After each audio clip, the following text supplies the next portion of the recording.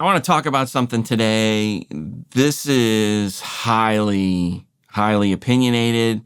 Just my personal experiences. Take it all with a grain of salt. Do your own research.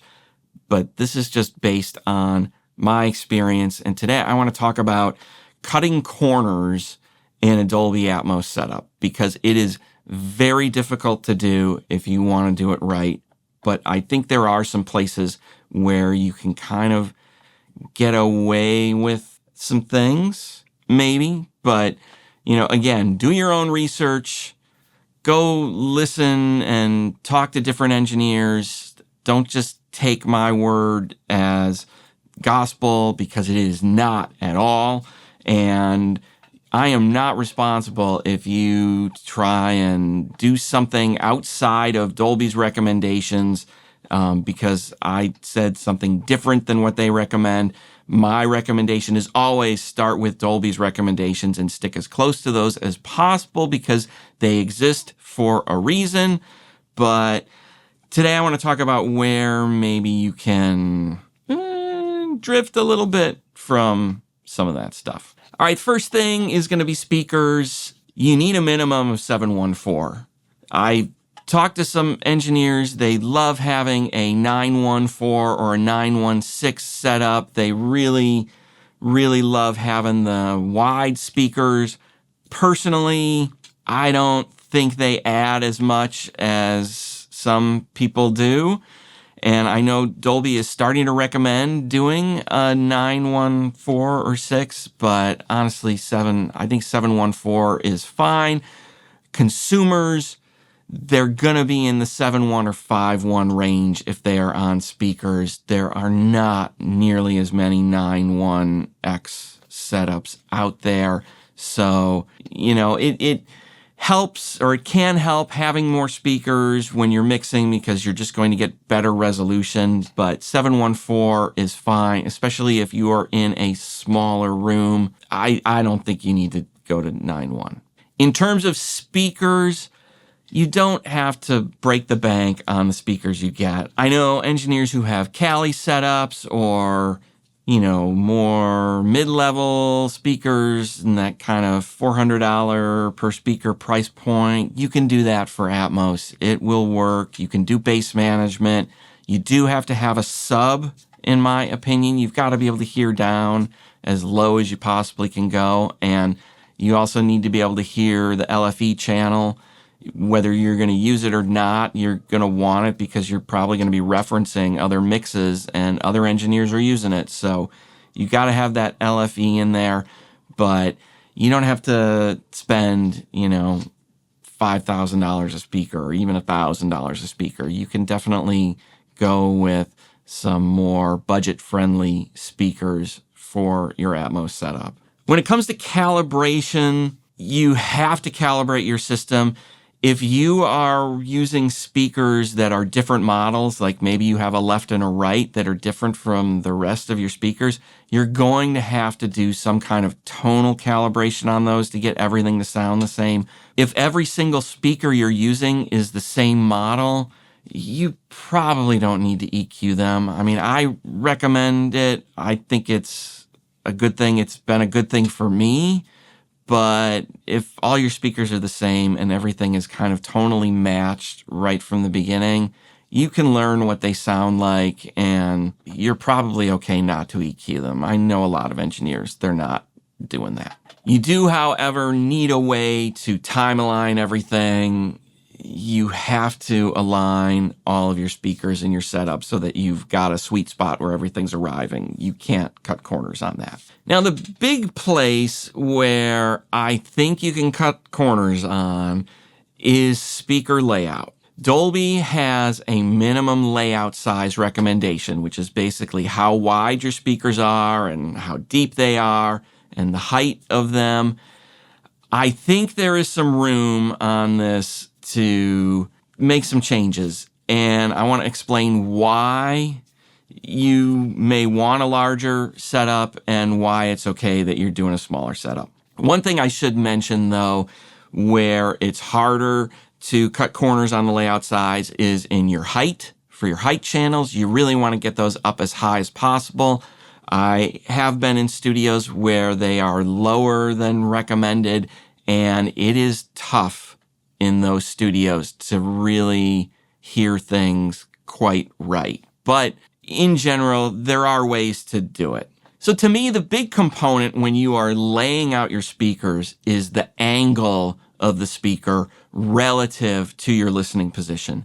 For an immersive experience, to me, in my opinion, that is the thing that matters more than anything else. The reason why a layout size, to me, doesn't matter is because we are time aligning everything. And when we are time aligning things so that all speakers and all the sound is arriving at the same point at the same time, we are taking distance out of the equation, because the big thing that distance does is it adds time, because the speed of sound is not the speed of light. It's slower. It takes more time for sound to get to us from something that's farther away. So by aligning everything to one point, we are removing distance from the equation. Now, when I talk to Dolby about why they have this recommendation, the thing that they talked about is they have found it is better for speaker dispersion to have a bigger layout. Personally, I don't like this idea, because when we have more dispersion from speakers, what we're really talking about is spraying more sound all over the room and hearing it reflected more in our listening position. Sometimes that can sound cool. It can be maybe a little more natural in some ways, but for me as a mixer, I want to hear more direct energy from the speakers than I do from the room, because by hearing more direct energy, I am going to have a better idea of what the mix is really doing. I've listened to Atmos mixes in a lot of different size rooms now. I've been in big rooms and like big fancy studios. I've been in smaller home studios. My own studio, the layout in here is a little bit under Dolby's recommendations because I didn't want to move some of my acoustic treatment when I first installed things. I may change things up a little bit at some point, but it's been working really good. My mixes, when I take them to larger studios, the translation has been great. It sounds like I want things to sound, and in a lot of ways, when I take a mix into a larger room, the mix actually sounds better. This is part of my concern with the larger rooms, though. One of the things I found is sometimes listening back in a larger Atmos room can be deceiving. I've listened to mixes in smaller rooms that were okay Atmos mixes, and when I listen to them in the big room, they sound incredible in the big room. So that to me is deceiving. That's not a realistic version of the mix to me, because people are going to be listening to these mixes at home in setups that do not meet Dolby's recommendations for us mixing. They're going to be listening in smaller rooms and bigger rooms and lots of headphones. Car audio, as more and more cars come online, I mean, I can just tell you because we know the dimensions of Dolby's recommended layout. When you're in a car, the car is going to be smaller than Dolby's recommended layout for mixing. So right away, people are going to be listening in smaller environments, deader environments. Cars tend to be pretty dry most of the time. So the large mix speaker layout, I am torn on it. Now, to me, the big win with having a larger speaker layout is if you are going to have clients come by. You can have a lot more clients come in and listen if you have a larger layout. You can have more people in a place where they can hear a better version of the Atmos mix. The problem I have in my studio right now is if I have a client come over to listen to one of their mixes, and I've done this, I've had an artist and a producer in here, they have to take turns sitting in this sweet spot to listen to their mix. And I hate that. I wish I had a larger layout so that they could both come in here, they could both sit in a spot and listen to it and both be amazed and happy with it rather than having to go one at a time. It adds time.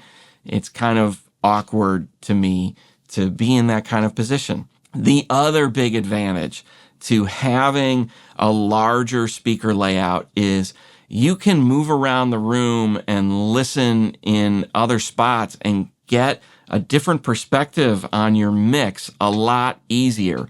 One of the big things that kind of drives me nuts sometimes when I've been listening to Atmos mixes in presentations is the imaging. Depending on where you're sitting, things image weird. And if you are doing stuff with phantom centers, if you're not right in the middle, the vocals and the drums and like all of these things that you want in the center, they are not in the center anymore. It gets a little strange. And I know some engineers who are trying some things and playing with some different methods and approaches to kind of stop that from happening. But to be able to hear that and experience it with your mix, to know whether your imaging is shifting away from what you wanted as an engineer, it is a lot harder to do that in a smaller layout. I have to go into my home theater and listen if I really want to hear that kind of stuff. So that to me is the biggest disadvantage to having a smaller layout. But I just find with my slightly smaller layout that what I'm hearing, I feel like it is more accurate and more along the lines of what the mix actually sounds like. And if we rewind a little bit to surround sound days, there wasn't really this recommended layout size. At least I haven't been able to find it in any of the books or documents that I've been reading as I've been going back and studying some of the surround sound stuff out there. So layout size to me, if you're going to cut corners on something, that's the place where I think you can get away with it. I know a lot of guys, you're in smaller studios, you're in bedroom studios, and you're worried that you can't do Atmos and you can't install the speakers because you think your room is too small. That's not necessarily the case. I mean, you want some distance between yourself and the speakers, but the main thing that leads to that feeling of immersion, in my opinion, is the angle of arrival of the sound, not the distance. We erase the distance when we calibrate the speakers. So